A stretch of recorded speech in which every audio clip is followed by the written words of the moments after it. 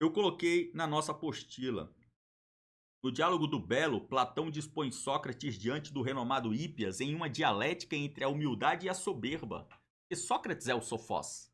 Ele é alguém sábio, mas ele se coloca como um comum. E Hípias é um idiota, mas que na visão dele ele é um grande embaixador.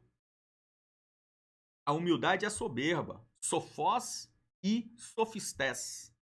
E traz a discussão acerca do significado da palavra belo como gancho para que Sócrates, o irônico excelente, tripudie com maestria diante do autodeclarado multidisciplinar Hípias, que viaja por todo o mundo grego arrancando vultuosas somas de dinheiro público das mãos de governantes idiotas que não sabem discernir entre um picareta e um valoroso.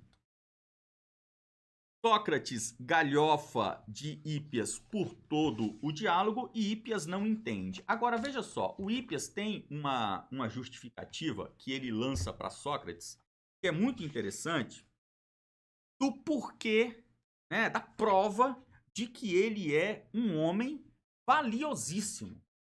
Presta atenção no adjetivo, valiosíssimo. Porque Hípias se vê, e ele realmente é tido no seu tempo, como alguém valiosíssimo. Hípias é um personagem real, tá, gente? Existiu mesmo. Ele era realmente foi um dos pais da escola sofista. Hípias, num determinado momento, vai dizer assim, lá no verso 282e, Hípias vai dizer assim: ora, Sócrates, não tens a menor noção da excelência disso. Se soubesses quanto dinheiro eu ganhei, ficarias pasmo. Não mencionarei outros casos, mas uma vez quando fui a Sicília, embora Protágoras estivesse lá, gozasse de elevada reputação e fosse mais velho, eu, que era muito mais jovem, ganhei em curtíssimo tempo mais de 150 minas, que é uma unidade monetária da época, né? Mais de 150 minas. E num pequeno povoado, Ínico, mais de 20 minas. Gente, se você fizer a conversão, e aqui o tradutor fez, é interessante. É muito dinheiro. O cara ganhou uma mega sena numa palestra que ele deu. E quando voltei para casa, eu o entreguei a meu pai, o que o deixou e a outros cidadãos boquiabertos. Acho realmente que ganhei mais dinheiro do que quaisquer outros dois sofistas juntos. Olha como o Hípias entende que ele é alguém inteligente. Ganhei dinheiro pra caralho. Porra, eu tô muito rico, bicho. O maluco me manda pix de 1 milhão pra eu fazer uma aula, porra. Bicho, você acha que um cara que ganha pix igual eu, você acha que um cara desse é burro? Gente, isso aqui é o retrato do Brasil.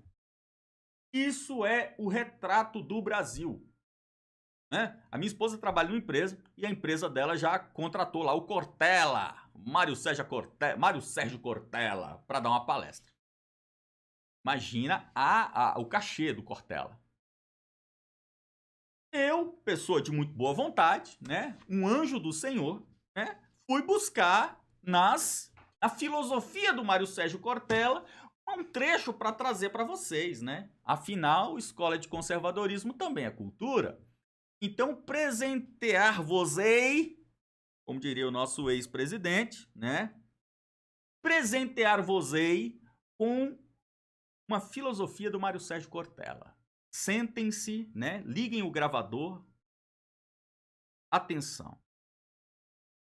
Os chineses dizem pra gente arrogante: quando a partida de xadrez termina, o peão e o rei vão para a mesma caixinha.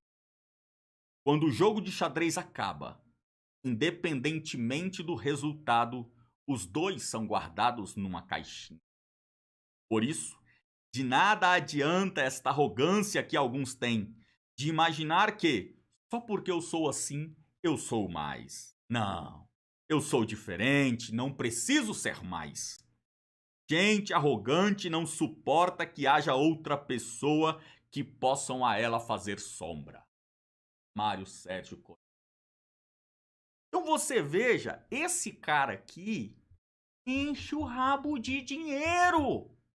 No Brasil inteiro. Esse cara vai estar com 90 anos. Vai estar broxa. E ele vai estar palestrando com isso daqui. Se você analisar essa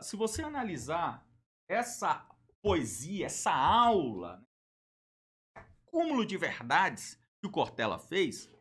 Sabe como que eu virei uma mosquinha e entrei no túnel do tempo. E eu voltei e eu vi quando o Cortella escreveu isso daqui. Ele escreveu isso daqui com aquelas caixinhas de keywords que tem nos Estados Unidos, que é uns papelzinhos que você pega que tem uma frase, assim, um dístico. Uma frasezinha, uma estrofe de 3 versinhos. Uma coisa bem curtinha, tipo um provérbio. Aí naquele provérbiozinho estava escrito assim. Provérbio chinês. Quando uma partida de xadrez termina, o peão e o rei vão para a mesma caixinha. O provérbio era esse. Olha só, 2 frases. Quando a partida de xadrez termina, o peão e o rei vão para a mesma caixinha.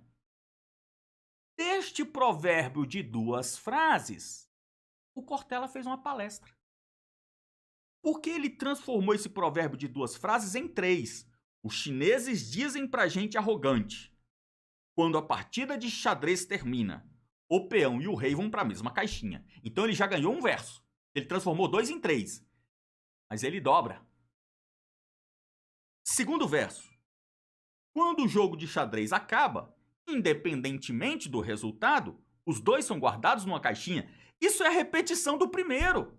Ele mudou as palavras e repetiu a mesma merda. Mas ele vai criar um terceiro. Então você já tem terceira estrofe de 3 versos para falar a platitude da caixinha. Por isso, de nada adianta esta arrogância que alguns têm, de imaginar que, só porque eu sou assim, eu sou mais. Não, eu sou diferente. Não preciso ser mais. Ou seja, o rei e o peão não são maior ou menor, melhor ou pior. São diferentes. Gente arrogante não suporta que haja outra pessoa que possam a elas fazer sombra. O peão, o rei é grandão, né? Aí o peão é pequenininho. Aí o rei não aceita que o peão faça sombra. Eita, porra. Grandão, sua sombra é pequenininha. Gente, olha o nível desta merda.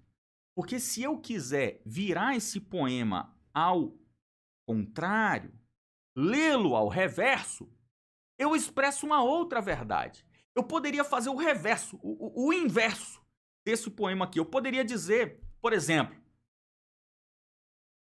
aqui é o chinês, né? Eu não gosto de chinês, eu vou falar de japonês. No Japão, né? Não. Os japoneses dizem para gente arrogante. O peão e o rei saem da mesma caixinha. Qual é a verdade desse meu provérbio? A verdade desse meu provérbio aqui é o seguinte, olha, tá todo mundo na mesma caixinha. Mas na mesma caixinha você tem o rei e tem o peão. É a verdade oposta. Mas também é verdade. Não é assim na vida? Né? Às vezes você tem na mesma família, você tem aquele que vai virar um traficante e aquele outro que vai virar um embaixador. Né? Vai virar uma pessoa, um cardeal. Na mesma família. A vida é assim. Então o meu provérbio aqui, né, é um provérbio verdadeiro. Ou seja, essa filosofia do Cortella é uma merda.